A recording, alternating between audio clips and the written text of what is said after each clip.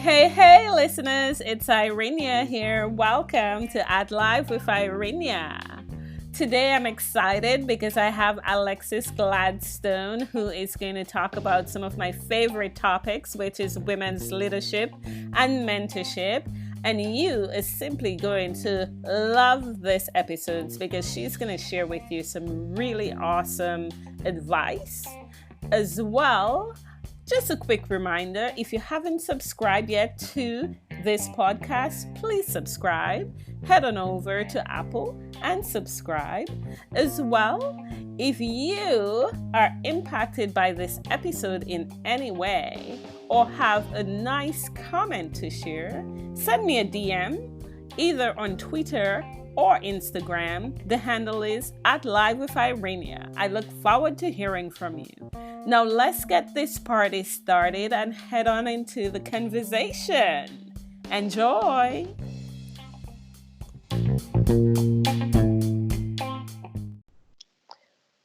Welcome to At Live with Irenia. I'm very delighted to have with me today Alexis Gladstone from Chicago. Welcome, Alexis. Hello, how are you today? Thank you so much for having me. Well, I am very happy to have you, and I'm having a fantastic day today. And to you, my listeners, I just want to welcome you back. I think you're going to really enjoy this episode because Alexis has over 25 years experience. She's known for her objectivity and focus when it comes to helping organizations and individuals achieve, great results. She's the CEO of Intelead. She has an expansive background in leadership, training and development, and organizational change. And she really looks at the big picture. She's passionate about coaching and mentoring women in all facets of their career, no matter where you are. And she helps you to develop your professional and personal goals. She's a certified trainer for walking on the glass floor. She's also a certified trainer for selling in a skirt. That's a Ken Blanchard channel partner, and a certified John Maxwell trainer, speaker, and coach. You wear many hats, Alexis. I do. I always say you should have a lot of tools in your toolbox. So that's kind of, I think what you just went through a litany of a lot of my tools. Well, that's fantastic. I think a lot of the women that I've been interviewing on the show here, they are, really powerhouses involved in so many things, and you are just as powerful as they are. So let's get to know you a little better. Tell us a little bit about your backstory and how you got started with the work that you're doing. Oh my gosh, sometimes I don't even know where to begin when somebody asks me that question. So like you said, I live in Chicago, Illinois, but I actually grew up in Michigan. I was the first one of my entire family to not attend Michigan State University for undergraduate. I was a rebel and went to a different Big Ten school called Indiana University. And then right after that, I came to Chicago to start my professional career. I've had my first company, I had the privilege of having a lot of different types of roles in it and learning a lot of different things. And I was able to take that experience after 9 years being there and move around to some other companies along the way. I left Chicago for a while and I came back, but I always stuck in that, as you said, the leadership development, the developing people, the helping organizations become more effective through organizational change.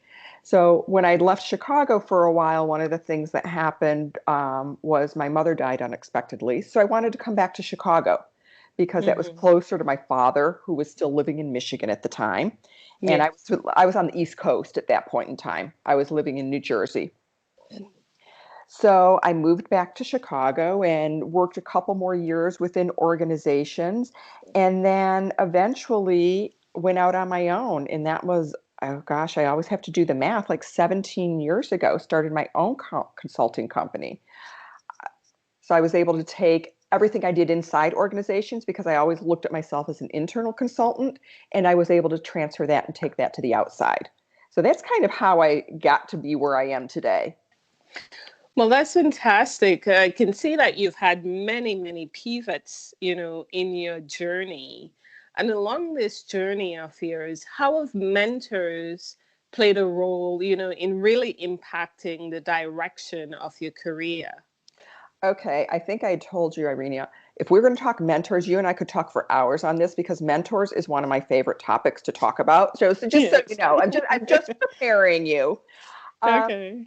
I think mentors are important in everybody's careers. You asked how they impacted me. One of my first mentors in the first organization I worked for, he happened to be the person who had come to campus to interview me out of undergrad and brought me into the company. I never worked directly for him, but he was always the person I went to when I was struggling with what I was doing, where I wanted to go, what my next move internally might be. And he always had this great sage advice. He would always ask good questions or have just like one good statement.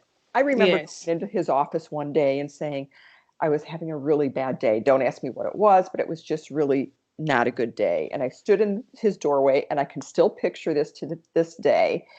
And I was telling him what was going on, and he looked at me and he said, "Did you learn something today?" And I said, "Yes, I did." And I told him what I had learned, and he said, "Okay, then it was a good day." And that just has always stuck with me. His name was Jim, and I just can always remember that. Mentors along the way, whether they've been formal or informal, have been always been there for me to be a sounding board, to be a voice of reason and sanity, to run things, ideas up and say, hey, what do you think? All of that. And we all need them. We all need mentors. Absolutely, I agree with you. I love that, one of the things he imparted on you is, um, learning every day. That is so important for us to have continuous learning and, upskilling of our knowledge. So that's really cool. Well, In I Yes. actually, I was just going to say, I actually agree, and it's definitely, you think learning is really important early on in your career. And that was early in my career, within my first few years that I remember having this conversation. But Mhm. learning all the time, I agree. It's just so critical. And I think learning from our mentors and being a mentor so people can learn from us is even that much better. I absolutely agree. We got to pay it forward when we can. Oh my gosh, yes. So, in your career, right? You've had several different roles, and in these roles, was there a time when you faced an epic fail? And if you did, can you describe that epic fail and how you overcame it? Well, when you think about it, I think a lot of times when we're in the middle of something, even if it's something small, it can sometimes feel like an epic fail, even though it's not that big of a thing. Yeah. I think I first of all, somebody who believes that if we do fail at something, we should figure out what we can learn from it. But in terms of your question about, what I felt was an epic fail, my last internal role before I went out and started doing consulting was my job was eliminated. Mhm. And like a lot of people, and even people today, unfortunately going through what we're going through with the pandemic at this time, and a lot of people being in that position. But it really at the time felt to me like an epic failure because I was trying to figure out what did I do wrong when to make this happen. and Yes. and so what I took a lot of time to kind of sit back and think about it and try and think about, well, what am I learning type of a thing. And what I realized after a while, once I got over the feelings you have of being angry and upset and all of those, I realized it really wasn't me. It was actually the organization and how it had changed in the environment, and I really didn't fit anymore. But that wasn't necessarily a failure on my part. That was really a failure on their part to not value what I brought to the table anymore. So that's how I kind of was able to change that mindset. And it turned out to be the best thing for me, because that's when I, as I say, fell into consulting and have stayed here for 17 years. So even at the time where it felt like a failure, it turned out to be a blessing. Wow, that is such a powerful story. And one of the key nuggets I took away from that was, repositioning one's mindset, right? And reframing the context of what occurred in order to move forward. And so since you pivoted into your consulting business, how has this, impacted your life and the work that you're doing today? How have that, changed your perspective in your career working with women? Absolutely. That's a great question. I, like a lot of us, women of a certain age, we've been the only woman with a seat at the table many times in our career. And so I remember growing up inside the organizations and being in that position all the time and learning how to navigate that. Part of what happened when my job was eliminated was, part of the reason it was eliminated is because I was a woman. There were a number of factors, but that was definitely one of them. And what I think that did for me is it gave me more resolve to help empower women and to help women not be in the same position, and to be able to have more of a voice and to be able to have more confidence, so that they could then go and do what they wanted to do, either inside their organizations, or doing something on their own outside, becoming an entrepreneur, whatever that case may be. So what that did is it's just given me more of that resolve and more of that gusto to want to help as many women at any point in their careers that I can. That is absolutely wonderful. So for young women, like given current COVID times, you referenced that, right? And it's really unfortunate what's happening right now, but with the economic downturn, with the health crisis, there are many grads who are graduating universities who are looking at, my next job, right? What advice would you have for them right now, those young women who are looking for work in this current times? Oh gosh, I feel so bad for these people who are, young people graduating university right now, and, maybe having their jobs that they thought they had secured and they're not there anymore. Mm-hmm. I, it's, it's such a different time to be job searching. What I would say is you really have to, obviously, it's got to be a full-time job to search for a job if you don't already have one, and use your network, use your relationships. You reach out to everybody everybody people in your network knows that they're willing to introduce you to, because in times like these, I think the networks and our relationships are even more important than they are generally in business. I think relationships in business are probably the most critical and undervalued thing. But now you should be doing it more, even more so. And, looking in different avenues also too. I think Yes. looking at large organizations, looking at small organizations, looking at places you might be able to volunteer, where you may meet people who may be able to open doors for you or build relationships with. I think it's just, you have to try all different types of things, because none of us really know how this is going to play out. And, every part of, Canada is going to be different in terms of how it opens. Every part of the United States is going to be different about how and when things open. So we really have to kind of be creative and think through doing things differently and having a lot of perseverance around it. I absolutely agree in terms of, being creative and doing things differently, because it's most definitely not the traditional approach, to the job search. So this is some really good advice, Alexis. What is your superpower? Oh gosh. I always, when I hear this question, I'm always like, well, you know, I think one of my superpowers is asking a lot of questions. Mhm. And what it is, and I don't just ask questions to ask questions. I ask questions because it's really a way to build the relationship. And it's really, I want to ask questions to listen and learn.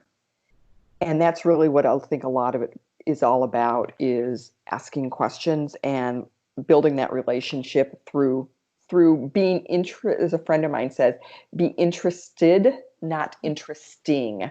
And I Mhm, love mhm. that distinction. I was also told one time in my career, because I don't actually talk about it a lot. Early in my career, I was actually in STEM, and Okay. believe it or not, that was before it was called STEM. But I was a computer programmer, and that's how I started my career.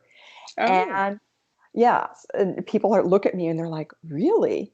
And I started it, going back to what we were talking about a few minutes ago about women in business.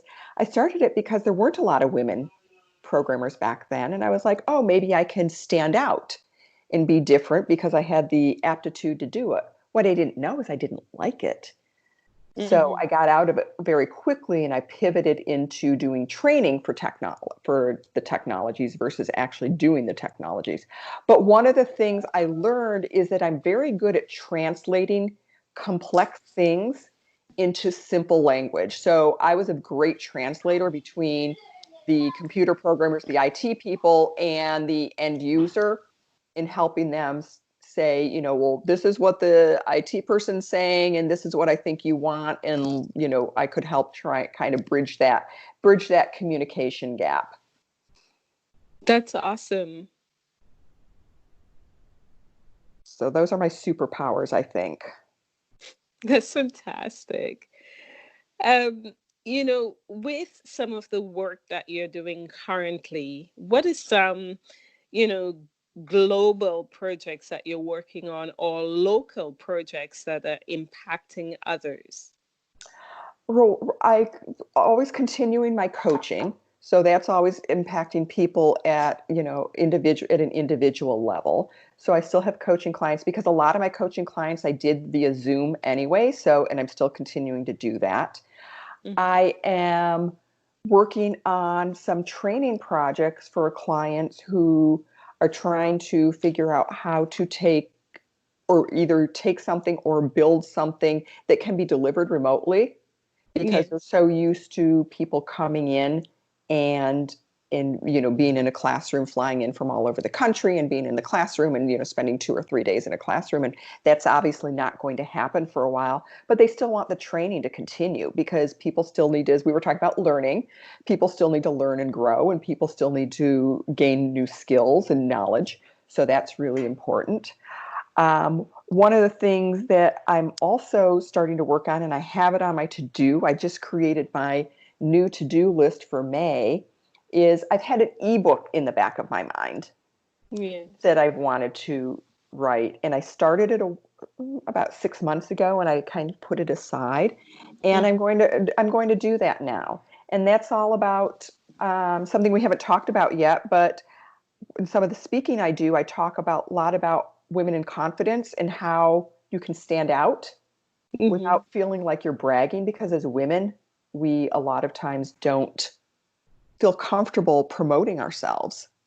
So I'm taking a list of 20 ways to stand out without bragging that I usually give away when I speak, and I'm turning it into an ebook. That's absolutely wonderful. Yeah, I'm excited about it. So I just have to sit and do it, right? Those things that Yes. those things that are always there that we know we need to do. Absolutely. I totally get it. Sometimes we procrastinate.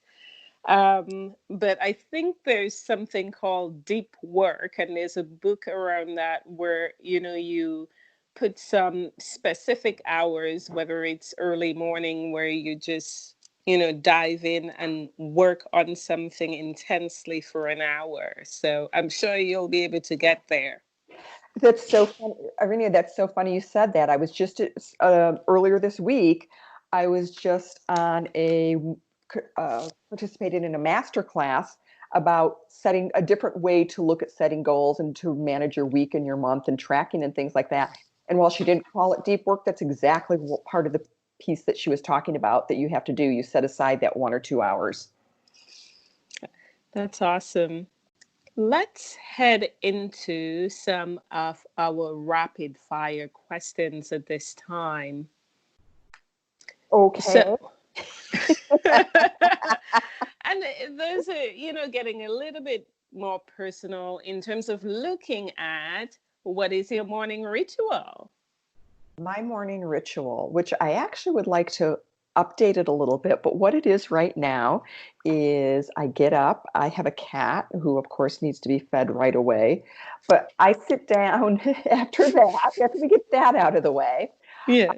I make myself a cup of tea and Mm. I like to just sit quietly I, I'm not one very good at always sitting quietly, but sitting quietly for about 5 minutes and just kind of sitting and drinking my tea and not really thinking about much. I'm not planning my day. I'm just kind of sitting there and trying to, I think, gather the energy, so to speak, and Yes. check in with myself. So after I do that, and then I'll start reading headlines of news and or headlines of business articles or things like that. But I like the sitting quietly for 5 minutes. All right. We all know that music changes our physiology, right? Our energy. So, what is your last song on repeat that you've been listening to lately, especially now? I have been listening to not a song. I've been listening to the ABBA Gold um, album that I have Okay. because they're a couple of reasons. Number one, I can sing along with the songs, and number two, there's some that make me get up and dance. Oh, that's awesome. So, and I have had a couple people lately tell me that they think I was a dancer growing up. And they're like, you really should, be getting up and dancing more. And so I've been listening to them and I've been getting up and dancing in the middle of the day. It's awesome. That's good. I'm going to circle back because, we alluded to the fact that we're currently living in COVID times and a lot has changed, for companies. And you work with a lot of women businesses, right? So, Some women businesses. I work with businesses of all sizes. mhm. So I work with some multinationals and some national companies, and then some smaller companies. Yeah. So in this time, I'm sure some of them would be asking advice in terms of how do we navigate, this economic downturn?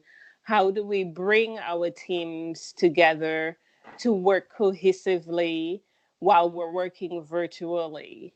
What advice do you have for companies who are in the same position? One of the things I think as a leader, Yes. what you have to do is remember, first of all, if you think you're reaching out to your team members enough, you probably aren't. You probably have to reach out to them more than you are, more than you feel you have to, because even a short period of time where there's no communication can feel like, as we all know, sometimes we wake up and we don't know what day of the week it is. So make sure you're reaching out very, very regularly, both to them as a team and individually. I mean, Yes. whether it's the child interrupting, whether it's the spouse accidentally interrupting, whether it's the dog or the cat or whatever it is. And I think, and we have to be um, kind with Mm-hmm. everybody when things like that happen, and we have to be kind with to ourselves when it happens to us, because it does. It's our reality. Uh, Yeah. But back to the advice I was starting to say to the leaders, besides, checking in a lot, one of the other things I've been suggesting is when you do have a team meeting via whatever you're using, Teams or Zoom or whatever the case may be, try and do something fun. Have a fun question to talk about, have something unrelated to work to just kind of get the juices going, to let people laugh, to let people kind of let their hair down a little bit, so to speak, and not think about work or anything is one of the other pieces of advice. I'm also suggesting that you change some of the questions you ask. It's very often when we meet people, whether, when we see people for the, even before COVID and everything, it's always, how are you? That's the question, right? It's how are you? And how are you these days? You're probably going to get a fine because nobody really is going to open up because they know everybody else is going through something. So find some other questions to ask. Instead of saying, how are you, say something like, what's going on with you today? Or what's going on in your home life? I like that. So Yeah. because it just opens up, it gives people permission to talk about where they are. And let's face it, you and I, we're both experiencing this, but we're experiencing it differently. So it's impacting us differently. We're feeling it differently. And on any given day, I don't know about you, but there's some days like this. It's a sunny day in Chicago. It's, the trees are starting to bud as I look out my window. It's a happy day for me, but they all haven't been happy days. So you have to remember that people are going to be at different places and at different days. And as a leader, be willing to acknowledge that. And you don't have to, spend a lot of time with it, but realize that it's going on so that you're a little bit more patient and kind. Absolutely. Like right now, there's a number of my friends who are facing this time a little bit differently. Some of the socialites who are used to going out very often, um, you know, they're having a hard time, and connecting through Zoom or Skype or FaceTime, that's been a savior for a lot of them. Like, I had a lot of girlfriends call me over the last 7 weeks that I hadn't heard in a long time because they were so busy with their lives.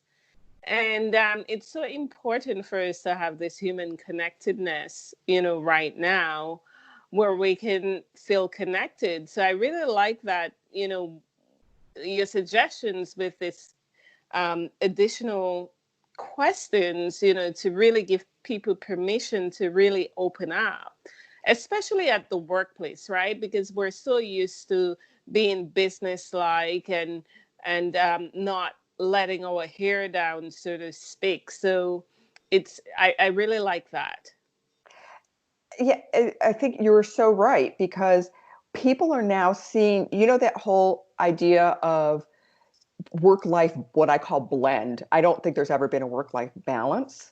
But Yeah. I've years ago, I heard somebody say it and I've adopted it and I love it. It's a work life blend. How do you blend? And blending means sometimes it's more work and sometimes it's more family and personal. But now people are actually seeing the blend.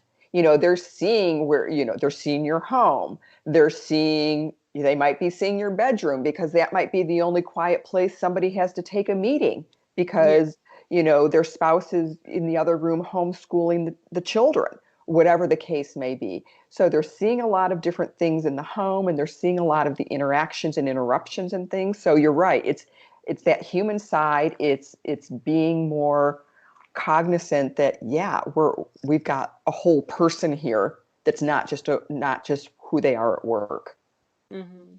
And it's so much richer now, right? Being able to talk about your family, being able to talk more about your pets, because when they show up in the video conference, it's like, oh wow, right? So people are sharing more. And I think it's even healthier for the teams. And we all know that we're in it together. And I really do hope that once this whole crisis resides, that, the relationships, at work in the teams are elevated a bit more. Um, you know, I really hope so. Oh, you are singing my song. I just said to somebody yesterday or the day before the exact same thing. I hope this humanness, I hope this connection doesn't go away when, whenever this, wherever, however we reemerge and whatever it looks like in Mm-hmm. going forward, whatever work now looks like, whatever the blend now looks like. I agree with you. I hope this human side, this human connection really, really stays because it's so important. The other thing that I tell people, and I hope people do it if they're continue to do it, is being kind to yourself and Mm-hmm. taking time for yourself, especially as a leader. You Yeah. need to take time. You might be going at 110 miles an hour to try and, especially if it's your business, you're trying to pivot, you're trying to figure out where you are, figure out where you're going, make the plan for when people are allowed to go back into the office or whatever the case may be. But you do have to step back and re-energize yourself, do it, whatever that is for you, whether it's the working out, the meditating, the timeout, whatever it is, you have to do it. And I hope we continue to do that, again, when we go forward into the new world. Absolutely. So, I really have enjoyed our discussion, getting to know a little bit more about you, our listeners, had a chance to hear about the impact of mentors in your life and the importance of mentors as well. I love the fact that you talk about leaders being kind to themselves. Love the advice that you gave to, young grads coming into the workplace, and as well some of the work that you're doing to impact businesses, whether they're small or large businesses owned by women. So I just want to thank you so much, Alexis, for coming on today. Thank you so much for having me. I don't know if people realize what the power of social media, because that's how you and I connected. Yes, And I think yes. that's great that we could have connect, find out we had some similar passions and have a conversation about it. Absolutely. And talking about social media, how do my listeners connect with you? There are several ways. You can find me on LinkedIn. And as long as you send me a note saying where you heard me or whatever, I will respond and accept any LinkedIn requests. You can find me on Twitter. You can find me, I actually have started an Instagram, which is under Intelead Inc. And my Awesome. website is intelead.com, Intelead.com. That's fantastic. I'm going to drop that in the show notes as well, so our listeners will be able to connect with you directly. And thank you once again, Alexis, in sunny Chicago. I'm I so miss glad Chicago, beautiful city. it is, especially this time of year and in through the summer. So Mhm. it's getting to that time. So thank you so much for having me, Irene. I really appreciate it. Such a fun conversation. You're welcome. Take care. Bye.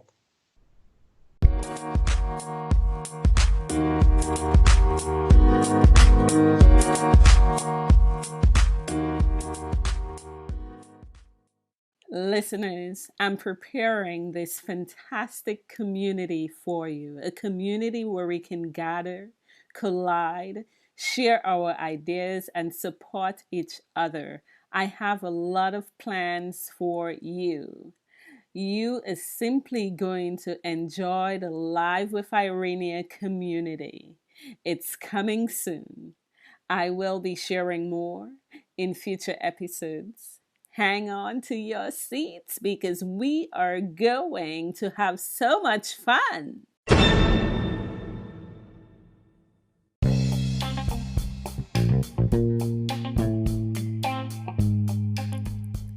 Listeners, I hope you thoroughly enjoy this episode because I sure enjoyed this conversation. If you did, please share it with a friend.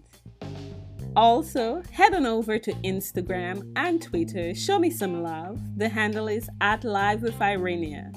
Send a comment, tweet, message me. Let me know how this episode impacted you. And if you haven't subscribed yet to this podcast, head on over to Apple and subscribe. Until next time, find your new vibe.